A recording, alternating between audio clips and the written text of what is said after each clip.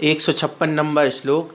यदंतर्निहितानि खानि तपसा बाह्येन किं फल्गुना नैवान्तर्निहितानि खानि तपसा बाह्येन किं फल्गुना यदंतर्बहिरन्यवस्तु तपसा बाह्येन किं फल्गुना नैवान्तर्बहिरन्यवस्तु तपसा बाह्येन किं फल्गुना। अर्थात यदि इंद्रियां अंतरात्मा के उन्मुख हैं तो फिर व्यर्थ के बाह्य तप से कुछ भी प्रयोजन नहीं है, और यदि वे इंद्रियां अंतरात्मा के उन्मुख नहीं हैं तो भी बाह्य तप का करना व्यर्थ ही है, उससे कुछ भी प्रयोजन सिद्ध होने वाला नहीं है। यदि अंतरंग और बाह्य में अन्य वस्तु से अनुराग है तो बाह्य तप से क्या प्रयोजन है, वह व्यर्थ ही है। इसके विपरीत यदि अंतरंग और बाह्य में भी अन्य वस्तु से अनुराग नहीं है तो भी व्यर्थ बाह्य तप से क्या प्रयोजन है, अर्थात कुछ भी नहीं। 156वें नंबर श्लोक को समझते हैं। यहाँ पर जो बाह्य तप किए जाते हैं, जो बाह्य रूप में उपवास आदि किए जाते हैं और भी अनेक प्रकार से तपस्या की जाती है, उसका प्रयोजन सही रूप में क्या है और कैसे उनके फल की प्राप्ति होती है। और ऐसा भी हो सकता है कि बाह्य तप करते हुए भी उसका जो सही उद्देश्य है वह पूर्ण ना हो। इसी बात को समझाते हुए यहाँ कहा जा रहा है कि यदि इंद्रियां अंतरात्मा की उन्मुख हैं, यानी इंद्रियां संयमित हैं, तो व्यर्थ के बाह्य तप से कुछ भी प्रयोजन नहीं। और यदि वे इंद्रियां अंतरात्मा के उन्मुख नहीं हैं तो भी बाह्य तप करना व्यर्थ है, उससे कुछ भी प्रयोजन सिद्ध होने वाला नहीं। यदि अंतरंग और बाह्य में अन्य वस्तु से अनुराग है तो बाह्य वस्तु से या बाह्य तप से क्या प्रयोजन, वह व्यर्थ ही है। इसके विपरीत यदि अंतरंग और बहिरंग में भी अन्य वस्तुओं से अनुराग नहीं है तो भी व्यर्थ बाह्य तप से क्या प्रयोजन, अर्थात कुछ भी प्रयोजन नहीं है। अब इसको अपन को सरल भाषा में समझना है। यहाँ पे ये कहा जा रहा है कि जैसे मान के चलो किसी की इंद्रियां उसकी बस में है, उच्छृंखल नहीं है, तो फिर बाह्य तप करने की आवश्यकता नहीं है। क्यों नहीं है? क्योंकि वास्तव में जो बाह्य तप किया जाता है वह इंद्रियों पर विजय प्राप्त करने के लिए किया जाता है। ऐसा क्यों? ऐसा इसलिए कि जब तक इंद्रियों पर विजय नहीं होता है तब तक आत्मा में लीनता, यानी आत्म तल्लीनता जिसे अपन कहते हैं, वो नहीं होती है। इसलिए इन इंद्रियों पर विजय पाने के लिए ये बाह्य तप किए जाते हैं। इन बाह्य तपों से इंद्रियों पर विजय प्राप्त होती है, और जब इंद्रियों पर विजय प्राप्त हो जाती है तो वह आत्मा में ही लीन होकर के शुद्ध आत्मा को प्राप्त हो जाता है। इसलिए बाह्य तप करने का प्रयोजन यही था कि इंद्रियां काबू हो, और यदि इंद्रियां ही काबू नहीं हो रही हैं और बाह्य तप किए जा रहे हैं तो फिर वो प्रयोजनहीन है। इसलिए यहाँ पर अच्छी बात की जा रही है कि इंद्रियां अंतरात्मा की उन्मुख नहीं हो रही हैं और बाह्य तप किए जा रहे हैं, तो फिर उन बाह्य तप करने से कोई फायदा नहीं है। बाह्य तप कब है? बाह्य तप काम के कब है? अगर वे इंद्रियां आत्मोन्मुख हो जाएं तो फिर वह काम के हैं। फिर से देख लें, यदि इंद्रियां अंतरात्मा के उन्मुख हैं तो फिर बाह्य तप से कुछ भी प्रयोजन नहीं है। अब इसको अपने से उदाहरण से देख लें। जैसे कोई महाराज है, वे महाराज आत्मा के ध्यान में लीन बैठे हुए हैं। अब जो भी गाय क्लेश वगैरह और भी बाह्य तप होते हैं, विविक्त सैयासन, जो भी चीजें हैं, अब उपवास आदि भी उसमें आते हैं, ये सब जो तप किए जाने हैं, उन तप का प्रयोजन तो यही था कि आत्मा की तल्लीनता हो जाए। और जो मुनिराज पहले से ही आत्मस्थ हो गए, उन मुनिराज के लिए आप बताइए बाह्य तप करने की कहाँ आवश्यकता है? उनके लिए बाह्य तप करने की कहाँ आवश्यकता है? बस इसीलिए इस बात से अपन को यहाँ पर समझना चाहिए कि इसका कार्य कारण संबंध से देखना चाहिए कि बाह्य जो तप किए जाते हैं वह अंतरात्मा तक पहुंचने के लिए किए जाते हैं। यदि अंतरात्मा तक नहीं पहुंच पा रहे और बाह्य तप किए जा रहे, इंद्रियों पे विजय नहीं प्राप्त कर पा रहे, तो फिर वह बाह्य तप क्या हो जाते हैं, व्यर्थ हो जाते हैं। इसके विपरीत यदि अंतरंग व बहिरंग में भी अन्य वस्तुओं से अनुराग नहीं है तो भी बाह्य तप से क्या प्रयोजन, यानी अपने आत्मा में बाह्य वस्तुओं से कोई प्रयोजन नहीं रहा, कोई लगाव नहीं रहा, बाहर से भी कोई लगाव नहीं रहा, तो फिर बाह्य तप करने की आवश्यकता नहीं है। इसका भाव थोड़ा गूढ़ है, ये समझना बहुत जरूरी है। ये यहाँ पे ये कहा जा रहा है कि जब आत्मा उत्कृष्ट अवस्था में पहुंच गया है तो फिर उसको ये जो बाह्य तप नीची अवस्था के हैं ये करने की आवश्यकता नहीं है। और कोई बाह्य तप कर रहा है और बाह्य तप से वह अंतरात्मा तक नहीं पहुंच पा रहा तो उसके तप फिर किस काम के, ये यहाँ पर प्रश्न लगाया जा रहा है। भाव क्या है, भाव ये है कि जो ये बाह्य तप है ये इंद्रियों पर विजय प्राप्त कराने के लिए है। उन इंद्रियों पर जब विजय प्राप्त होती है तो आत्मा में तल्लीनता होती है। मूल उद्देश्य यही है कि आत्मस्थिरता प्राप्त हो, आत्मा में रमण प्राप्त हो। और यदि आत्मरमण नहीं प्राप्त हो रहा है और कोई मात्र बाह्य दृष्टि रख करके बाह्य तप ही तप किए जा रहा है, अंतरात्मा की ओर उसका ध्यान नहीं है, तो उसके बाह्य तप क्या है, फिर बेकार है। इसलिए यहाँ पे ये समझा है मुख्यता किस चीज की दी जा रही है, यहाँ पे मुख्यता और गौणता से अपन को समझना है। बाह्य तप को यहाँ बेकार नहीं कहा जा रहा है, बाह्य तप को बेकार तब कहा जा रहा है जब उस बाह्य तप का प्रयोजन सिद्ध नहीं किया जा रहा, जब उस बाह्य तप को आत्मा तक पहुंचने का साधन नहीं बनाया जा रहा, जब बाह्य तप को मात्र बाहरी उलझाया जा रहा है, तब वह बाह्य तप बेकार है। लेकिन बाह्य तप जब अंतरंग को पवित्र कर दे तो वह काम का है। एक और सरल सा उदाहरण मैं आपको देता हूँ। जैसे मान के चलो अपन को दूध गर्म करना, और दूध गर्म करने के लिए भगोनी में गंजी में दूध रखा, और मान के चलो तो एक उदाहरण के लिए है कि वह जो भगोनी है वह तो गर्म हो रही है और दूध गर्म नहीं हो, तो बताओ आप फिर क्या करोगे। उस भगोनी का क्या प्रयोजन बचा? अपना प्रयोजन क्या था कि दूध गर्म हो, दूध गर्म करने के लिए भगोनी गर्म करना पड़ती है, भगोनी गर्म नहीं करना है, दूध गर्म करने से पहले भगोनी गर्म होती है।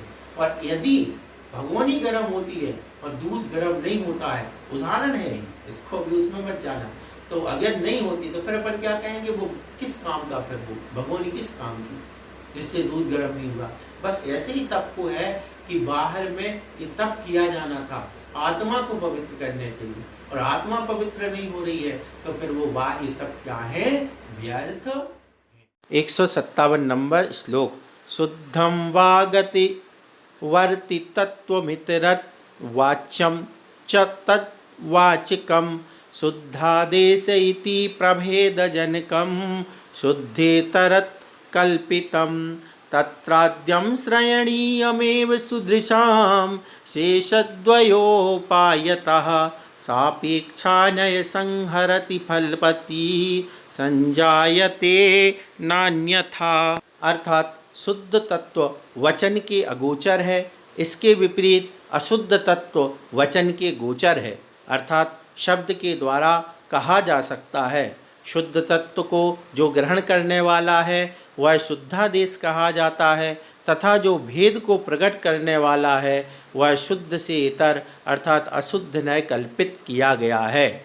सम्यक दृष्टि के लिए शेष दो उपायों में से प्रथम शुद्ध तत्व का आश्रय लेना चाहिए। ठीक है, नयों का समुदाय परस्पर सापेक्ष होकर ही प्रयोजनीभूत होता है, परस्पर की अपेक्षा न करने पर वह निष्फल ही रहता है।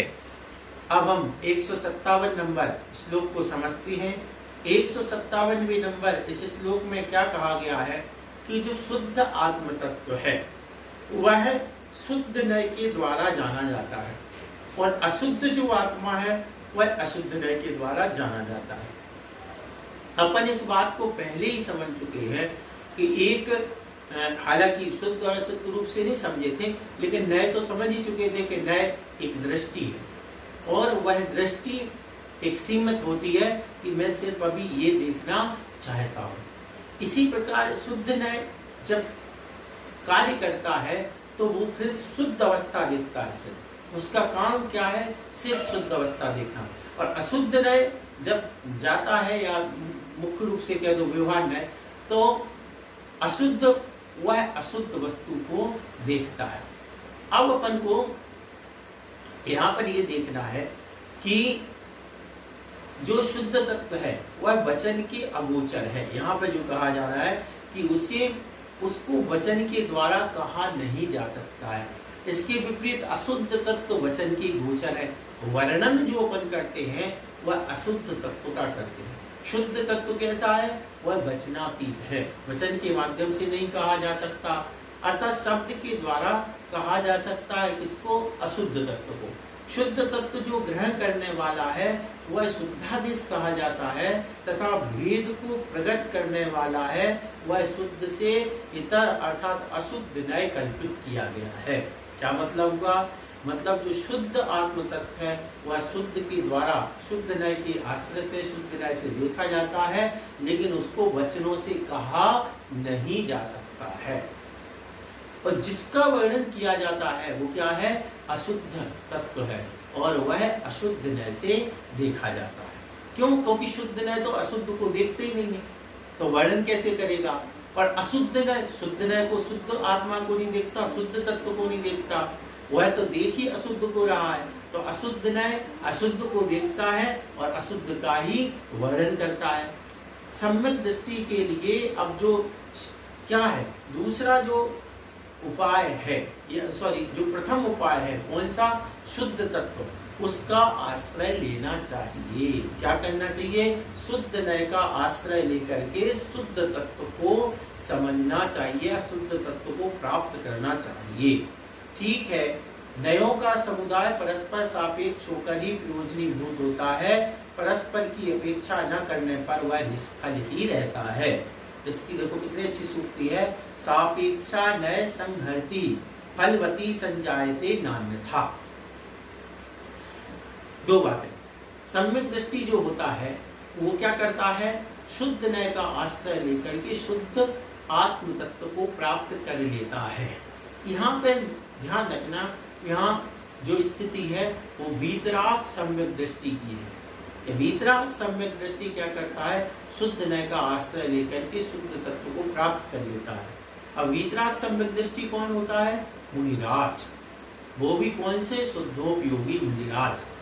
और जो दूसरी बात है यहाँ पर कि नयों का समुदाय परस्पर सापेक्ष होकर के ही प्रयोजनीभूत है। अब मान के एक शुद्ध नय है और एक अशुद्ध नय है, अब ये परस्पर सापेक्ष होकर ही क्या है, प्रयोजनीभूत है। मतलब क्या हुआ, सापेक्ष का मतलब क्या होता है, सापेक्ष मतलब अपेक्षा करके, मुझे अभी इसकी जरूरत है तो इसको सामने ले लिया, उसको जैसे उसी उदाहरण से अपन समझ सकते हैं कि जैसे कोई ग्वालन होती है तो जिस समय वो मक्खन निकालती है, वो मट्ठा निकालती है, तो एक हाथ जो मथानी पर पीछे जाता है, एक आगे जाता है, एक पीछे, एक आगे, ना तो एक साथ दोनों आगे लिए जा सकते हैं, ना एक साथ दोनों हाथ पीछे। अगर ऐसा करेंगे तो क्या होगा, फिर वह जो मट्ठा, घी, नवनीत जो भी निकलने वाला है वह निकलेगा नहीं। तो इसमें फिर से देखें, इस पोजीशन में क्या होगा, एक हाथ पीछे है, एक आगे है। इसका मतलब क्या है, अभी मैं इस पे जोर लगा रहा हूँ, इसको ढीला रखा है, इसको छोड़ा नहीं है, ये बेकार नहीं है, अभी इसको हमें असर करना था तो इसको प्रमुखता दी है, अब इसको प्रमुखता दी है। इसी प्रकार से अभी शुद्ध नय को प्रमुखता दी है, आवश्यकता पड़ने पर मैं शुद्ध नय को गौण कर दूंगा और अशुद्ध नय को प्रमुखता दे दूंगा। कितनी बड़ी बात है, बहुत बड़ी बात है। अगर आचार्य कितनी अच्छी बात कह रहे हैं, नयों का समुदाय परस्पर सापेक्ष होकर ही प्रयोजनीभूत होता है, परस्पर की अपेक्षा नहीं करो तो वह निष्फल हो जाएगा। कैसे निष्फल हो जाएगा, सोचो, कल्पना करो कि जैसे मां शुद्ध ने क्या कह रहा है, सिर्फ शुद्ध आत्मा को देख रहा है, शुद्ध आत्मा को मुनिराज है, उन्हें भूख लगती है, प्यास लगती है, ध्यान से देखना। अब मुनिराज क्या कर रहे हैं? शुद्ध नय का आश्रय ले रहे हैं, और शुद्ध नय का आश्रय लेकर के उन्होंने क्या कर लिया? आत्मा को देख लिया शुद्ध। इसको ना भूख लगती, ना प्यास लगती, ना कोई वेदना है, कुछ नहीं है। अब ये इसको अगर क्या नहीं किया, अगर सापेक्ष नहीं किया, अगर मुख्य और गौण नहीं किया, तो कितनी बड़ी समस्या खड़ी हो जाएगी। वो सिर्फ ये देखते रहेंगे शुद्ध शुद्ध शुद्ध, और क्या हो जाएगा कि भूख से प्राण निकल जाएंगे। जैसे रट्टू तोता जैसा हाल हो जाएगा। जैसे रट्टू तोता होता ना, शिकारी आएगा, जाल फैलाएगा, दाने का लोभ दिखाएगा, उसमें फंस मत जाना, और उसी में फंस जाएगा। और ऐसे कितने लोग हैं जो शुद्ध आत्मा करते करते और अशुद्ध का आश्रय लेते हैं और अशुद्ध गति को भी प्राप्त हो सकते हैं। क्यों? क्योंकि काम ऐसा है। तो ये उनको सामने दिखाई दे रहा है कि मुनिराज ने शुद्ध नय के आश्रय से शुद्ध आत्मा को तो देखा, ये मुख्यता थी।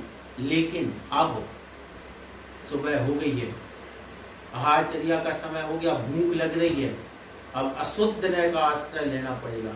अगर अशुद्ध नय का आश्रय नहीं लिया तो जो मैंने कहा वो भूखे रह जाएंगे, प्राण भी जा सकते हैं, एक दिन में नहीं तो 2-4 दिन में चले जाएंगे। तो क्या करना पड़ेगा वहां?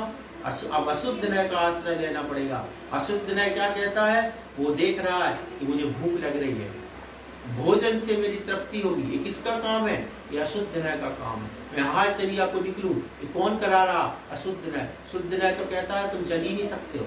शुद्ध नय तो कहता है तुम्हें भूख लगना ही नहीं है। शुद्ध नय क्या नहीं कहता बताओ?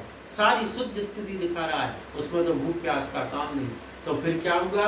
अशुद्ध नय का आश्रय लिया, अशुद्ध नय से देखा नहीं भूख लगी है, भूख बुझाना है, क्षुधा निवृत्ति, आहारचर्या के लिए निकले। अब बताओ कौन मुनि अपना जीवन सफल कर सकता है? जो जब ध्यान में बैठे, जब आत्मा का ध्यान करें तो शुद्ध नय का आश्रय लें, और जब चर्या की बात आ जाए, जब शरीर को स्थिर करने के लिए, रत्नत्रय का पालन करने के लिए, शरीर की आवश्यकता अनुसार कार्य करने की प्रवृत्ति की आवश्यकता हो, उस समय अशुद्ध नय का आश्रय लें। वो सफल हैं, और जो ऐसा नहीं करेंगे उनके लिए क्या कहा? सब कुछ निष्फल है। तो इसलिए एक नय को मुख्य किया जा सकता है, एक को गौण किया जा सकता है। जरूरत पड़ने पर इसको मुख्य किया जाएगा, इसको गौण किया जाएगा, लेकिन एक को पकड़ के नहीं बैठा जा सकता। यदि एक को पकड़ के बैठा जाएगा तो तत्व का क्या हो जाएगा? सब नाश हो जाएगा। इसलिए यहाँ पर कितनी अच्छी बात की गई, सापेक्षा नय संहरति फलवती संजायते नान्यथा। क्या मतलब? कि नयों का समुदाय परस्पर सापेक्ष होकर ही प्रयोजनीभूत है। हमें कितनी अच्छी बात है कि प्रयोजन का है, मतलब काम का कब है? जब आपने अपेक्षा से ग्रहण किया है। और यदि आपकी अपेक्षा नहीं है, आपने यही सोच लिया कि मुझे शुद्ध देखना है, तो आचार्य कहते फिर वो क्या है? निष्फल है, उससे कोई भी फल प्राप्त होने वाला नहीं है। इस प्रकार से यहाँ पर क्या कहा गया? शुद्ध तत्व है वह वचन के द्वारा कहा नहीं जा सकता, अशुद्ध तत्व वचन के द्वारा कहा जाएगा। शुद्ध नय से शुद्ध आत्मा देखा जाता है, अशुद्ध नय से अशुद्ध आत्मा देखा जाता है। तो सम्यक दृष्टि जो जीव होता है वह शुद्ध नय का आश्रय लेकर के और शुद्ध तत्व को प्राप्त कर लेता है, लेकिन परस्पर सापेक्ष, दोनों नयों को सापेक्ष रखता है। यदि ऐसा नहीं होता है तो उसके जो फल है वह प्राप्त नहीं होगा, अर्थात वह निष्फल चला जाएगा। 158 नंबर श्लोक। ज्ञानम दर्शनमप्यशेष विषयम जीवस्य नार्थांतरम शुद्धादेश विवक्षया सहिततश्चिद्रूपयित्युच्यते पर्यायैश्च गुणैश्च साधु विदिते तस्मिन् गिरा सद्गुरोर् ज्ञातं किं न विलोकितं न किमथ प्राप्तं न किं योगिभिः। अर्थात शुद्ध नय की अपेक्षा समस्त पदार्थों को विषय करने वाला ज्ञान और दर्शन ही जीव का स्वरूप है, जो उस जीव से पृथक नहीं है। इससे भिन्न दूसरा कोई जीव का स्वरूप नहीं हो सकता है। अतएव वह चिद्रूप अर्थात चेतन स्वरूप ऐसा कहा जाता है। उत्तम गुरु के उपदेश से अपने गुणों और पर्यायों के साथ उस ज्ञान दर्शन स्वरूप जीव के भले प्रकार जान लेने पर योगियों ने क्या नहीं जाना, क्या नहीं देखा और क्या प्राप्त नहीं किया, अर्थात उपर्युक्त जीव के स्वरूप को जान लेने पर अन्य सब कुछ जान लिया, देख लिया और प्राप्त कर लिया है, ऐसा समझना चाहिए। अब अपन 158 नंबर श्लोक को देख रहे हैं। 158 नंबर श्लोक में भी वही शुद्ध आत्म तत्व और शुद्ध न की दृष्टि से यहाँ पर बात की जा रही है। जो ऐसी अवस्था को प्राप्त हो गए हैं कि अब जो शुद्ध आत्मा की ओर है, शुद्ध आत्मा में स्थित है, शुद्ध नय का अवलंबन लिए है, उनको कैसा विचार रखना है वो यहाँ बताया जा रहा है। शुद्ध नय की अपेक्षा समस्त पदार्थों को विषय करने वाला ज्ञान और दर्शन ही जीव का स्वरूप है। जब हम शुद्ध नय से देखेंगे तो जीव में हमें ना इंद्रियां दिखेंगी, ना प्राण दिखेंगे, कुछ भी नहीं दिखेगा। क्या दिखेगा? सिर्फ ज्ञान और दर्शन, जो उस जीव से पृथक नहीं है। मतलब क्या होगा? एक कभी भी हमेशा ज्ञान और दर्शन जीव में ही पाया जाएगा। इससे भिन्न दूसरा कोई जीव का स्वरूप नहीं हो सकता है। क्यों नहीं हो सकता? क्या स्वरूप बनाएंगे आप? इंद्रिया बनाएंगे तो इंद्रियां कभी एक होती, कभी 5 होती, कभी ऐसा भी आएगा कि मुक्त हो गया तो इंद्री होगी ही नहीं। प्राण में भी कंबल होते रहते हैं और अंत में जाकर के प्राण ही नहीं बचते हैं जब सिद्ध बनते हैं। अतीव व चिद्रूप अर्थात चेतन स्वरूप ऐसा कहा जाता है। क्यों? क्योंकि यह जो चेतना है वह हमेशा रहती है। उत्तम गुरु के उपदेश से अपने गुणों और पर्यायों के साथ उस ज्ञान दर्शन स्वरूप जीव के भले प्रकार जान लेने पर योगियों ने क्या नहीं जाना। देखो, उत्तम गुरु के उपदेश से अपने गुण और पर्यायों के साथ उस ज्ञान दर्शन स्वरूप जीव के भले प्रकार जान लेने पर योगियों ने क्या नहीं जाना। क्या मतलब होगा? जो गुरुओं ने हमें बताया है आत्मा का स्वरूप, उसको जब हम या जो योगी हैं उन्होंने जब उस आत्मा को गुण और पर्यायों से जान लिया, उसके बाद उनको जानने के लिए कुछ भी शेष नहीं रहता है। क्या नहीं जाना? मतलब अगर आत्मा को जान लिया अच्छी तरीके से तो जानने को कुछ भी नहीं बचा। क्या नहीं देखा? क्या देखना बाकी रह गया? जब आत्मा को देख लिया, आत्मा को जान लिया तो कुछ भी जानना और देखना शेष नहीं रहा।